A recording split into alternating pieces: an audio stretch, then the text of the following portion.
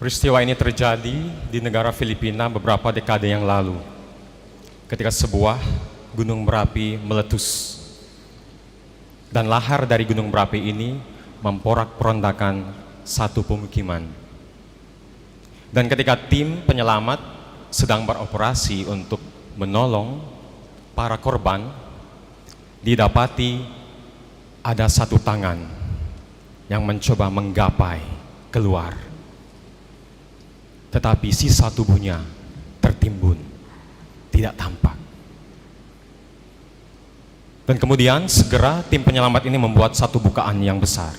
Digali lahar ini, dan mereka harus menggali terus dalam.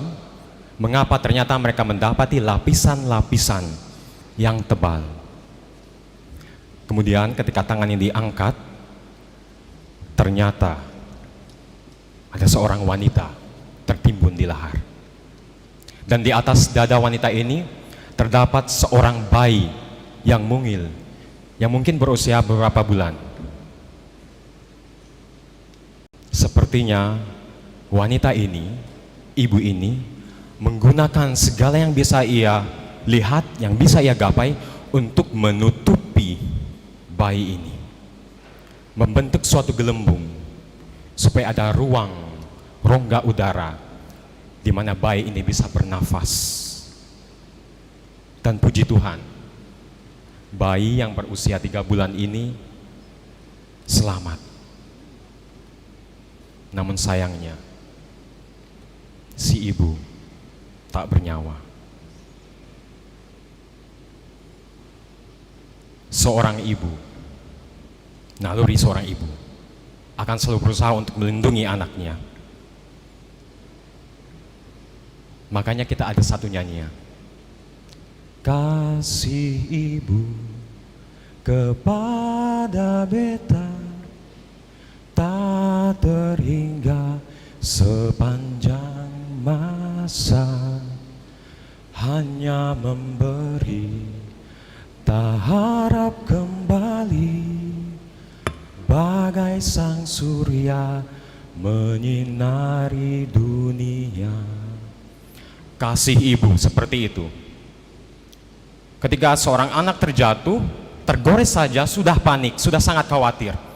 Kasih ibu seperti itu. Apalagi misalnya seorang ibu menyaksikan anaknya yang masih kecil terbaring di ruang gawat darurat, kritis. Dan ibu ini pasti akan berdoa kepada Allah. Tuhan, bisakah Engkau memberikan penderitaan yang sedang dialami oleh anakku kepadaku? Kau pindahkan penyakit ini kepadaku, supaya bukan anakku yang menderita, tetapi aku. Apalagi apabila anak ini kemudian kritis dan meninggal. Dengan tangisan yang berdebu-debu, sang ibu akan berdoa kepada Allah, biarkan aku yang mati, bukan anakku.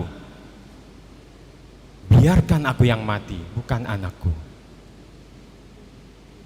Kita bisa bayangkan Bunda Maria, seorang ibu, ketika ia harus menyaksikan putranya yang terkasih, putranya yang tunggal, putranya yang ia kandung, anak ajaib ini, di mana kabar dari malaikat Tuhan mengatakan bahwa ia adalah seorang keturunan Raja besar, Raja Daud. Selama 9 bulan 10 hari Bunda Maria merawat bayi di dalam kandungannya. Bunda Maria mendidik bersama Santo Yosef, menjaga Yesus.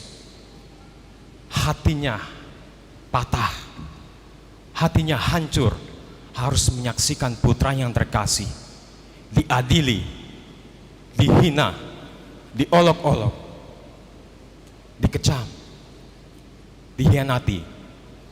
Putranya yang menyembuhkan seorang penyakit kusta, putranya yang membuka mata seorang buta, putranya yang membangkitkan seorang yang sudah meninggal, harus menderita di tangan orang-orang yang ia kasihi. Hati Bunda Maria remuk, redam, hancur. Dan sama seperti ibu-ibu di sini, pasti menatap ke kayu salib, Bunda Maria akan mengatakan, biarkan aku yang tergantung di atas kayu salib ini. Turunkan anakku. Biarkan aku yang dikhianati, biarkan aku yang diolok-olok, biarkan aku yang ditinggalkan, biarkan aku yang dirajam. Turunkan anakku, biarkan aku yang digantung di kayu salib. Tetapi sebagai seorang ibu, sekali lagi, Bunda Maria harus belajar tentang memberi. Bunda Maria harus merelakan Sang Putra yang terkasih. Fiat mihi secundum verbum tuum. Terjadilah padaku menurut perkataan. Bunda Maria sekali lagi pelan-pelan melepaskan, merelakan Sang Putra yang ia kasih harus menderita tergantung di kayu salib untuk keselamatan kita semua, untuk keselamatan seluruh dunia. Dan iman seperti inilah yang Tuhan Yesus mau jadikan model untuk kita. Iman Bunda Maria inilah yang Tuhan Yesus Sang Putra berikan kepada kita. Iman seperti inilah yang menjadi hadiah bagi kita semua, para pengikut Kristus, bagi Anda, bagi saya, bagi keluarga kita. Fiat mihi secundum verbum tuum. Relakan rencana Tuhan yang terjadi, meskipun kita tidak memahami apa yang terjadi dalam kehidupan kita. Banyak sekali penderitaan, banyak sekali masalah di dalam keluarga. Relakan. Biarkan tangan Tuhan yang menyelamatkan kita. Biarkan kasih Tuhan yang menyelamatkan keluarga Anda. Biarkan luka-luka Tuhan yang menyembuhkan luka-luka Anda. Dan para ibu di sini,